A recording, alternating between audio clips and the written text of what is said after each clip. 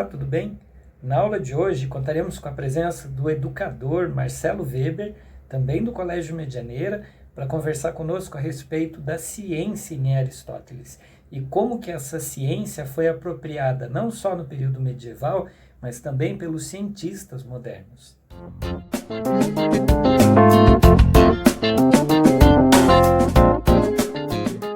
Estou aqui a convite do professor Alexandre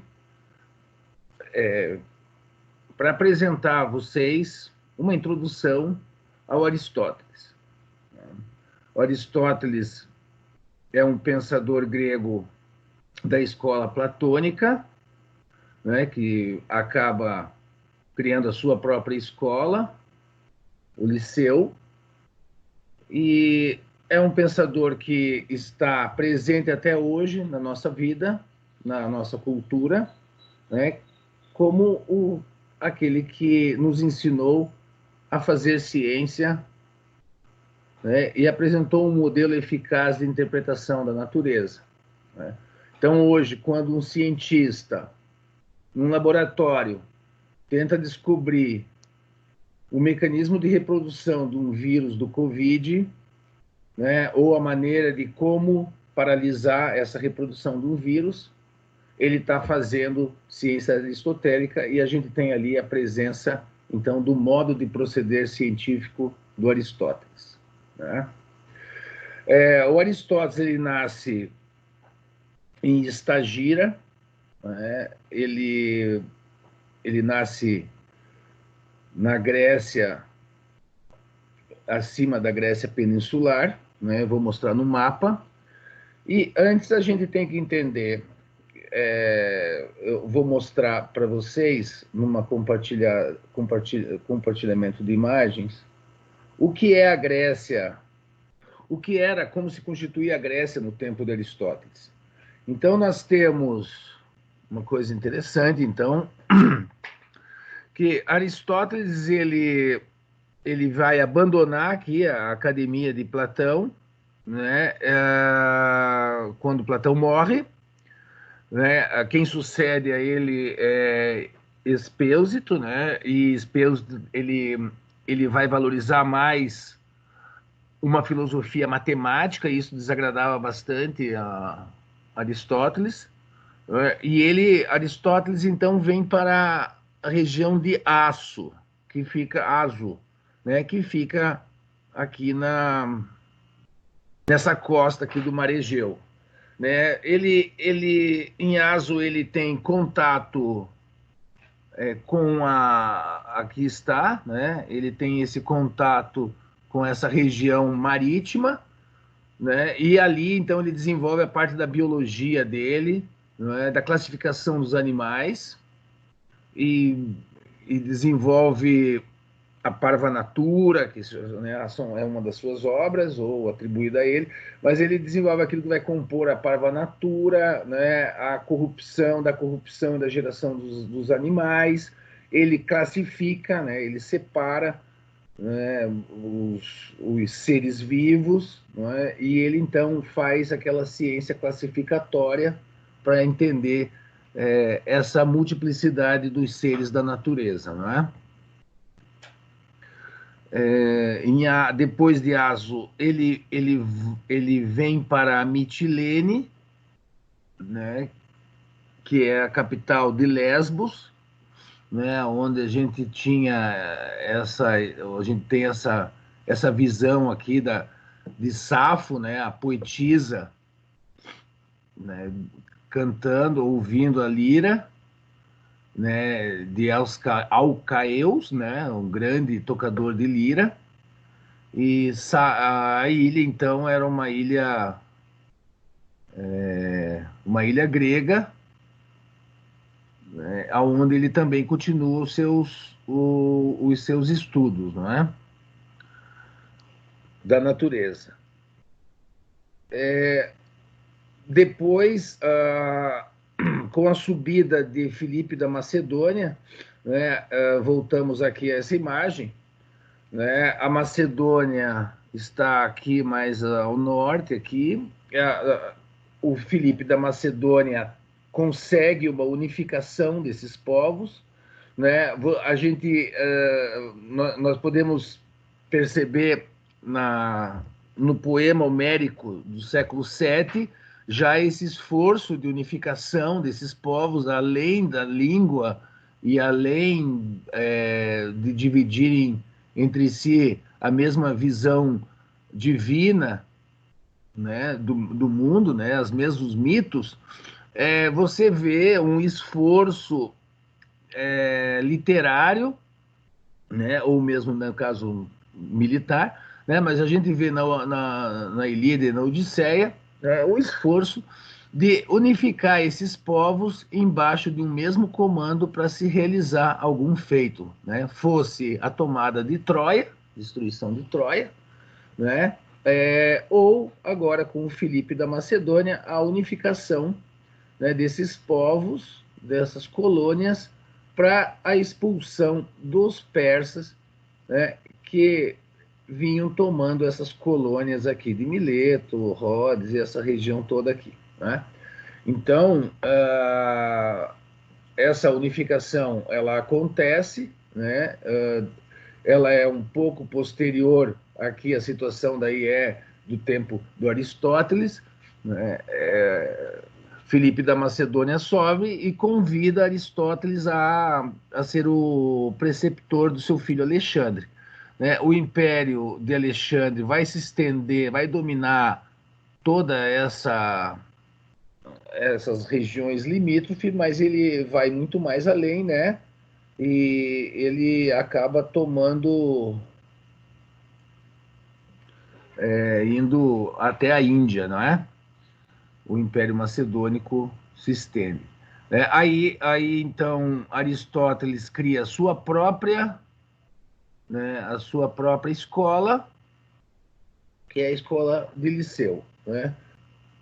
Essa imagem que todos nós estamos acostumados a ver, né, da academia de Platão, nós temos aqui, então, o Platão, Rafael Sâncio, estigmatiza, de certa maneira, as duas posturas que vão se diferenciar, né, entre Aristóteles, aqui, mais novo, 30, 40 anos, do que Platão. Não é? Platão, então, aponta para cima, não é? E mostrando, dizendo, ou representando, que é no mundo das ideias que nós temos acesso ao conhecimento. Para Aristóteles, ao contrário, não, para Aristóteles, as coisas, aqui está ele indicando que com a mão virada para baixo, que é no mundo do terreno, no mundo da natureza, que nós podemos aprender sobre as coisas, porque a essência das coisas não está no mundo das ideias, mas a essência das coisas estão nelas mesmas, né? Todas as coisas trazem em si uma essência. Por mais que a sua forma ou alguns aspectos seus variem, mas elas trazem em si aquilo que as poderia se fazer conhecer, né? Que seria a sua essência. Então, essa imagem é muito boa, porque mostra essa diferença já da maneira de se pensar.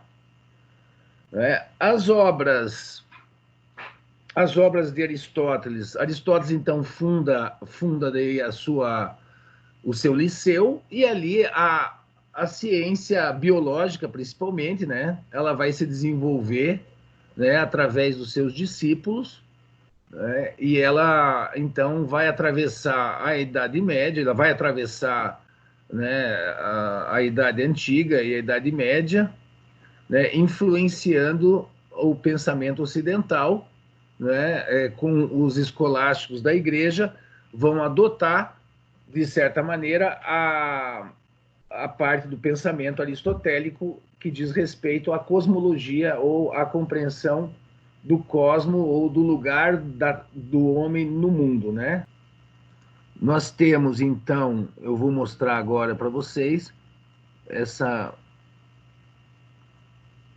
essa visão cosmológica do Aristóteles, que é aquela que atravessa, né, a Idade Média através, né, dos comentadores e principalmente de Ptolomeu, né? Ptolomeu ele vai se basear no modelo aristotélico, platônico também, porque a cosmologia de Platão e de Aristóteles elas não mudam muito, né? A visão de Aristóteles da maneira de fazer ciência e de interpretar a natureza é que é muito diferente da de Aristóteles, porém a sua visão cosmológica, né, ainda é uma visão platônica. Vamos ver essa visão mitológica da Grécia e que é o modelo que os primeiros filósofos vão questionar e acabar abandonando e apresentar outros modelos, né? Então, para a mitologia grega, você tinha um céu de fogo por cima de um outro oceano que tinha no céu e abaixo dele você ainda tinha o céu de ar, né, onde então circundavam as estrelas. Isso era um absurdo ou era insustentável, né, cientificamente falando, né, porque você não tinha como comprovar nada disso, né? A Terra era plana, né? Você tinha um submundo, o Hades, né? Cercado aqui, e tudo isso era sustentado pelos pilares da Terra.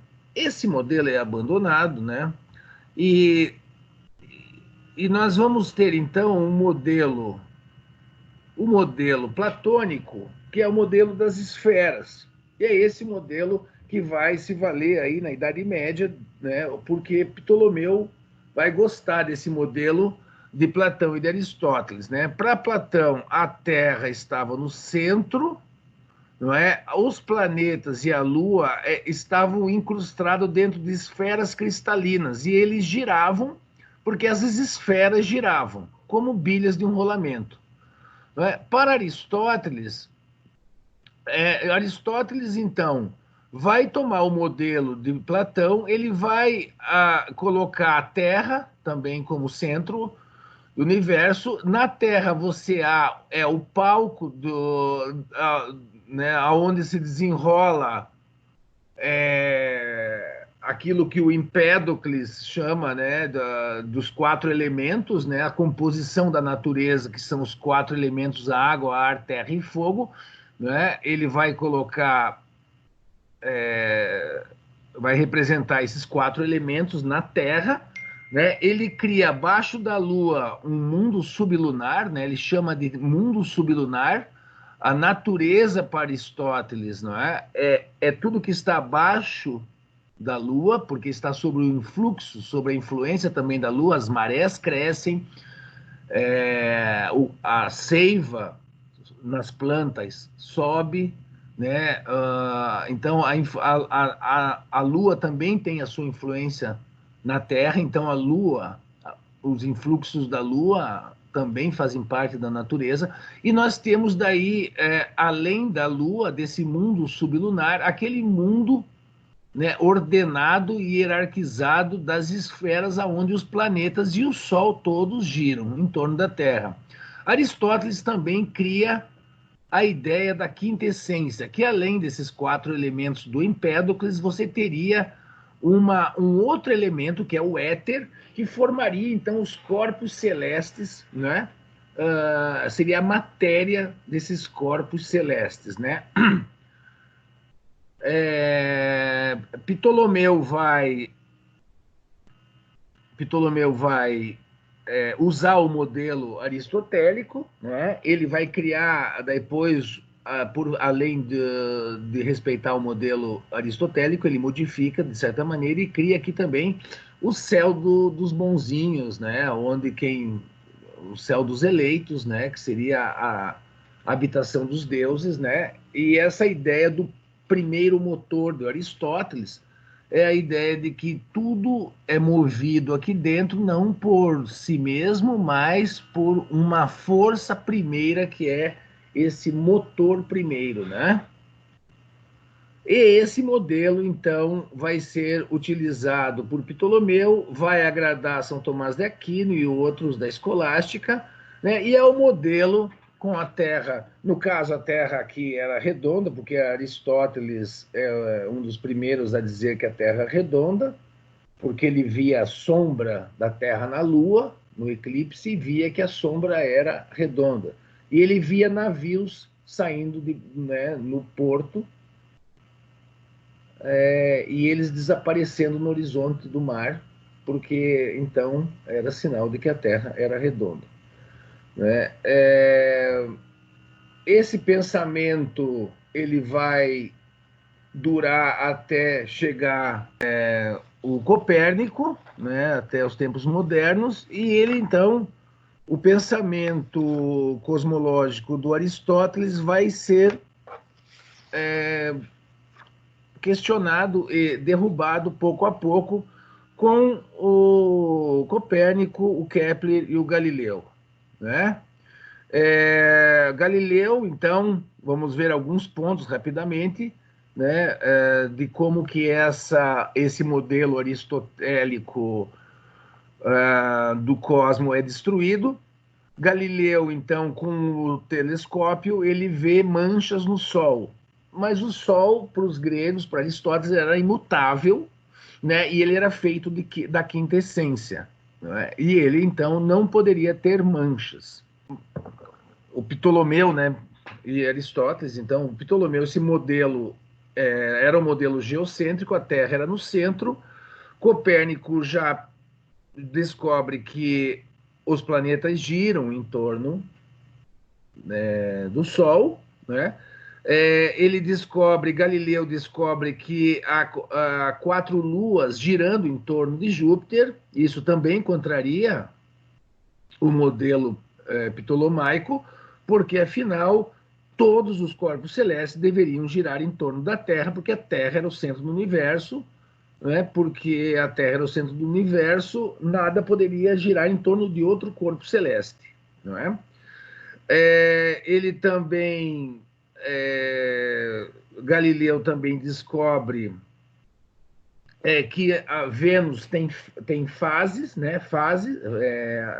São as faces da Lua, como as faces da Lua, Vênus também tem minguante, crescente, né? Então, isso só poderia acontecer se Vênus girasse ao redor do Sol e não ao redor da Terra, e assim, consequentemente, Mercúrio. Né?